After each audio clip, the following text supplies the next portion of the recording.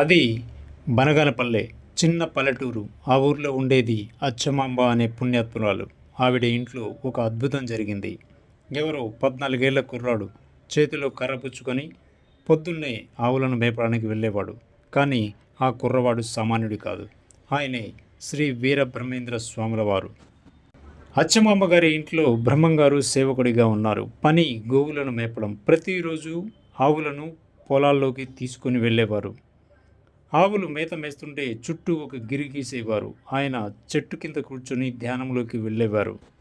ఆవులు మేత మేస్తుంటే బ్రహ్మంగారు రవ్వలకొండలోని గుహలోకి వెళ్ళేవారు. ఆయన కలం పట్టి కాలజ్ఞానం రాయడం మొదలుపెట్టారు.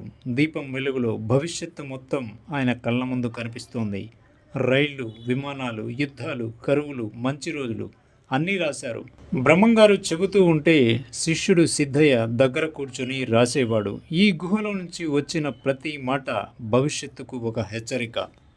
ఫ్రెండ్స్, ఈ వీడియోలో బ్రహ్మంగారు రాసిన కాలజ్ఞానానికి సంబంధించిన తాళపత్ర గ్రంథాలను ఒక గుంత తీసి అందులో ఉంచి పైన ఒక చింత చెట్టును నాటారు అని విన్నాం కదా. ఆ చింత చెట్టును మరియు అచ్చమాంబ గారి ఇంటిని చూపిస్తూ ఒక వీడియో చేయడం జరిగింది. దానికి సంబంధించిన ఫుల్ వీడియో కింద ఇచ్చిన లింకులో ఉంది. ఒక్కసారి చూడండి. వీడియో నచ్చితే తప్పకుండా లైక్ చేయండి మరియు మీ అభిప్రాయాన్ని కామెంట్లో చెప్పండి. Thank you.